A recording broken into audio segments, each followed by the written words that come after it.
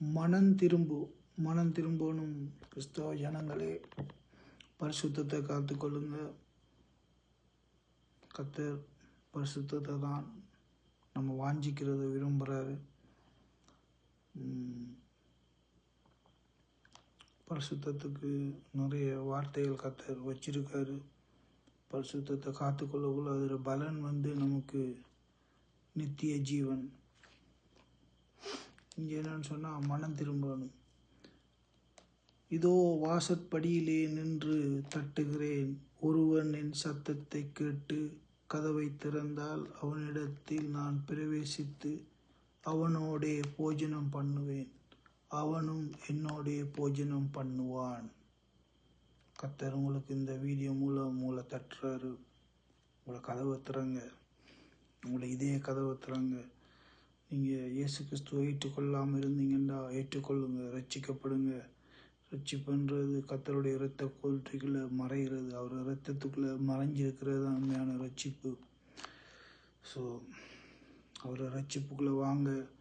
இயேசு கிறிஸ்துவை ஏற்றுக்கொண்டு நீங்கள் ஒழுங்காக இன்னும் அவரை பின்பற்றல, பரிசுத்தத்துக்குள்ளே உங்களால் அவருக்கு விட்டு கொடுக்க முடியலைன்னு சொன்னால், நீங்கள் அறிக்கை செய்து பாவங்களை அறிக்கை செய்து விட்டு விடும் பொழுது உங்களோட பாவம் எல்லாம் மன்னிக்கப்படும்.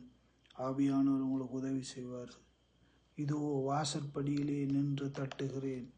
ஒருவன் என் சத்தத்தை கேட்டு கதவை திறந்தால் அவனிடத்தில் நான் பிரவேசித்து அவனோடே போஜனம் பண்ணுவேன், அவனும் என்னோடே போஜனம் பண்ணுவான்.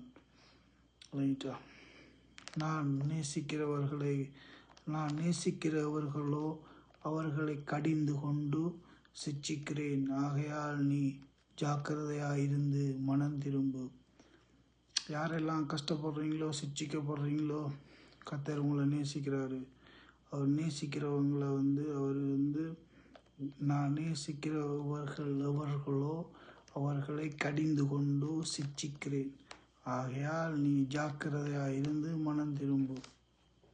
நாங்கள் வழி விலகி பிழையான வழியில், அதாவது பரலோகத்துக்கு சாட்சி இல்லாத வழியில் நாங்கள் வாழ்வோம் என்றால் அவர் நேசிக்கக்குள்ளே அவர் நம்மளை கடிந்து கொண்டு சிட்சிக்கிறாரு.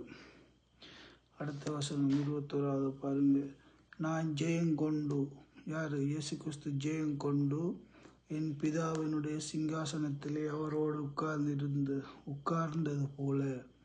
அப்போ இயேசு கிறிஸ்து பிதாவினுடைய சிங்காசனத்தில் அவர் உட்கார்ந்தது போல ஜெயங்கொள்ளுகிறவன் அவனோ அவனும் என்னுடைய சிங்காசனத்தில் என்னோடே கூட உட்காரும்படிக்கு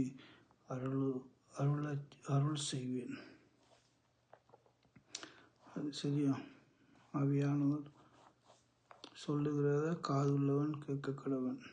ஆவியானவர் சபைகளுக்கு சொல்லுகிறதை காதுள்ளவன் கேட்க கடவன். யார் அந்த சபை? நம்ம தான் சபை. கர்த்தர் சொல்லுறது நம்ம கேட்கணும். ஆவிக்குரிய சபைகளும் கேட்கணும். சபையை குறித்து நம்மளை தான் கர்த்தர் சபைன்னு சொல்லியிருக்கிறாரு. நம்மளை தான் ஒரு ஆலயம் என்று சொல்லியிருக்கிறாரு. ஸோ நாங்கள் ஒரு சத்தத்தை கேட்டு மனம் திரும்பணும். காது உள்ளவன் கேட்க கடவன். காதிருந்து எதுவும் எல்லாம் கேட்கலாம். இந்த கர்த்தருடைய வார்த்தை உங்களோட காதுக்குள்ளால் போய் உங்களுடைய மூளையில் போய் இருதயத்துக்குள்ள பாயலன்னு சொன்னால் அது உங்களுக்கு கேட்கல. அதில் மீனிங் உங்களுக்கு காது இல்லைன்ற அர்த்தம்.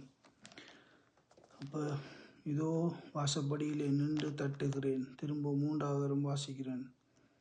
ஒருவன் என் சத்தத்தை கேட்டு கதவை திறந்தால், உங்களுடைய இதே கதவை திறந்தால் அவனிடத்தில் நான் பிரவேசித்து அவனோடைய போஜனம் பண்ணுவேன், அவனும் என்னோடைய போஜனம் பண்ணுவான். கர்த்தரை ஏற்றுக்கொள்ளுங்க, விட்டு கொடுங்க. அவரை காலம் குறியிட்டது. இந்த யுத்தங்களும் செய்திகளையும் கேள்விப்படுவீங்க. இப்போ ஒரு யுத்தத்துக்கு ஆயத்தமாக இருக்கிறாங்க. இது நடக்கக்கூடாண்டு ஜெபிச்சு கொள்வோம்.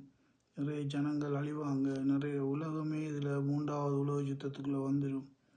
நாங்கள் கர்த்தருடைய பிள்ளைகள் கலங்காமல் திகையாமல் இருக்கணும். அவரை அண்டிக் கொள்ளணும். சங்கீதம் 2வது அதிகாரம் 12வது வசனத்தில் நேற்று வாசித்து ஒன்று போட்டு நான் அதுக்கு அடுத்த வசனம், குமாரன் கோபம் கொள்ளாமலும் நீங்கள் வழியிலே அழியாமலும் இருக்கும்படிக்கு அவரை முத்தம் செய்யுங்கள். கொஞ்ச காலத்திலே அவருடைய கோபம் பற்றி எரியும், அவரை அண்டிக் கொள்ளுகிற யாவரும் பாக்கியவான்கள். அவரை அண்டிக் கொள்ளணும். அவர் அண்டிக் கொள்ளுகிற யாவரும் பாக்கியவான்கள். ஸோ குமாரன் கோபம் கொள்ளாமலும் நீங்கள் வழியிலே அழியாமலும் இருக்கும்படிக்கு அவரை முத்தஞ்செய்யுங்கள். கொஞ்ச காலத்திலே அவருடைய கோபம் பற்றி எரியும். அவரை அண்டிக் கொள்ளுகிற யாவரும் பாக்கியவான்கள். உண்மையாய் அவரை அண்டிக் கொண்ட எல்லாருமே பாக்கியவான்கள். அல்லேலூயா. பயத்துடனே கர்த்தரை செவியுங்கள், நடுக்கத்துடனே களி கூறுங்கள். அல்லேலூயா. கர்த்தருக்கு ஸ்தோத்திரம். ஆண்டவர் உங்களை ஆசீர்வதிப்பார். மனம் திரும்புங்க. கர்த்தருடைய வேதத்தை ரட்சிக்கப்பட்ட நீங்கள் முடிஞ்ச அளவுக்கு நல்லா வாசியுங்க. அவருடைய செய்கைகளை ஜனங்களுக்குள்ள சொல்லுங்க. அவருடைய அற்புதங்களை ஜனங்களுக்குள்ள சொல்லுங்க. முடிஞ்ச அளவுக்கு கர்த்தரை குறித்து கவனமாக இருக்கணும். நம்முடைய இருதயத்தை பாதுகாத்து கொள்ளணும். நீதிமொழிகள் எரேமியா 17:19 எல்லாவற்றை பார்க்கிலும் இருதயமே திருக்குள்ளதும் மகா கேடுள்ளதுமாயிருக்கிறது. அதை அறிந்தவன் யார்? நம்முடைய இருதயம் கேடுள்ளதாக இருக்குது. அதை கத்தட்ட ஆவியானட்ட கொடுக்கக்குள்ள அவர் சுத்தப்படுத்துவார். அவர் நம்மளை நடத்துவார். அல்லேலூயா. அல்லேலூயா. கர்த்தர் உங்கள் எல்லாரையும் ஆசீர்வதிப்பார்.